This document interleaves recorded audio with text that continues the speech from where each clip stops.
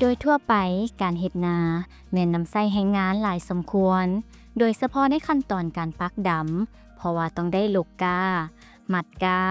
ขนกาและปักดำต้นกาดังคำสุภาษิตที่ว่าหลังสุฟ้าหน้าสุดินขั้นตอนในการดำนาดังกล่าวส่วนใหญ่แม่นมีหญิงเฮ็ดเทคนิคการเฮ็ดนาวานแบบตัดต้นข้าวแม่นเทคนิคการเฮ็ดนาหนึ่งที่บ่ต้องตกกาและดำนาเฮ็ดให้สามารถลดพรแรงงานได้อย่างหลวงหลายการตัดต้นข้าวยังเป็นการกำจัดหญ้าและเพิ่มผลผลิตให้สูงขึ้นกว่าเก่า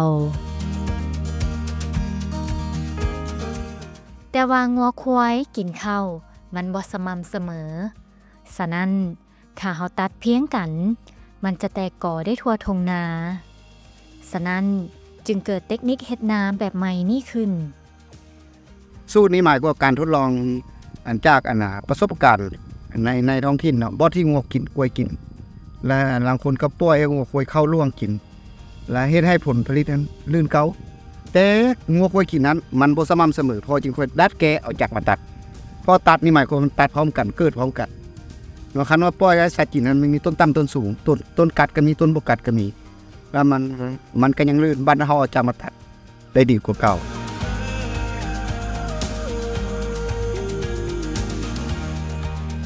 แต่ก่อนนั้นพวกเฮามีแต่ดำลูกเดียวดำนี่เฮกตาร์นึงก็ได้เพียงแต่3ต้นแล้วเฮามาหั่นเปลี่ยนเฮ็ดนาเมียงามนี้จะได้เพิ่มขึ้น3ต้น5 4ต้นเทียบแล้วล่ะคันนาดำนี่ก็ใช้งานอยู่ประมาณ75 คนต่อ1เฮกตาร์บ้านเฮาเฮ็ดนาเมียงามนี้ว่านก็เพียงแต่1คนก็ใช้เวลาบ่หันมือซ้ำเทียบใส่เฮกตาร์นึงเฮาผู้เดียวนี่นะเฮ็ดเพียงแต่ 2-3 ชั่วโมงก็แล้วล่ะว่าน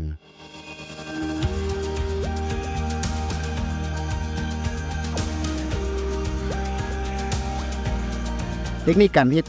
นาแบบนี้นะถือว่าบ่เฮาส่วนหลายเฮาบ่ได้ใช้งานเพราะว่าเฮาเอารถไถไปแล้วก็คาดแล้วก็ว่านเข้าที่เอามาใส่ก็เป็นข้าวแห้งบ่ให้ใส่น้ำและอัตราการว่านนั้นหมายความ60กิโลต่อ1เฮกตาร์แล้วว่านแล้วก็คาดปลูกแต่ว่าการว่านนี้บ่ให้ใส่ยาฉีดยาบ่ให้ใส่ยาคุมแกนให้เป็นปลอดสารพิษหลังจากว่านได้60วันการเฮ็ดเข้านาเมียงานนี้ใหม่คักแท้แล้วแม่นเฮาเฮ็ดในท้องแล้วปีใหม่ลาวแล้วก็ว่าน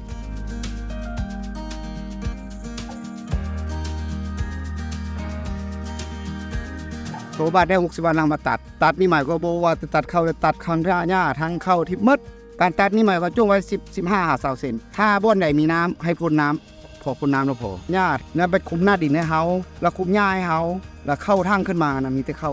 แล้วจะเฮ็ดให้การเกิดของเข้านะขึ้นมาพร้อมกันแล้วมันจะได้รับแสงพร้อมกันและเฮ็ดให้ต้นเข้ากันต้นแม่ต้นลูกมันนะถือว่ากกแม่กับกกลูกมันจะพร้อมกันแล้วมันก็ขึ้นพร้อมกันกกแม่กับกกลูกจะใหญ่เท่ากันแล้วงวงแม่กับงวงลูก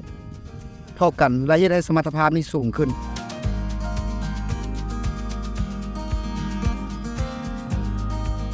แต่เคียงคู่กับจุดดีนั้นก็มีจุดอ่อนเนาะนามีงามนี่จุดอ่อนอันต้นโตเลยแม่น1เฮาว่านไปนะบางเทื่อฝนบ่ตกเนาะนานตกเลยให้ศัตรูพืชไปทำลายเป็นต้นนกไปกินเม็ดข้าวเนี่ยพันธุ์นั้นอันที่2ถ้าว่าตกแห้งเกินไปน้ำจะท่วมเลยให้เขาหันตายคือนั้นและอันที่3มันนี่นะบ่สามารถนำใส่สูตรนี้นำเข้าที่มีอายุสั้นเพราะว่า60วันแล้วเข้าจะเริ่มถือประมาณตัวยกตัวอย่างคือเข้าพวกค่าทองคำ8พวกนี้อายุมีแต่120 วันแล้วถือมันเตรียมถือประมาณคันเฮาไปตัดปุ๊บการแตกกอมันก็พรแหละเพราะมันสิเตรียมถือประมาณดังนั้นมันเทศมอแท้ๆแม่นเข้าไวต่อแสงหรือเข้าฤดูกาล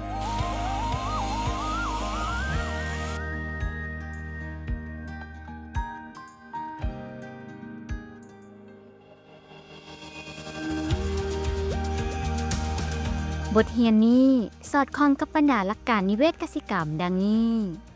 ลดพรปัจจัยการผลิตคุณค่าทางสังคมและการบริโภคสร้างความรู้ใหม่แบบมีส่วนร่วมความยุติธรรมในสังคมและการมีส่วนร่วม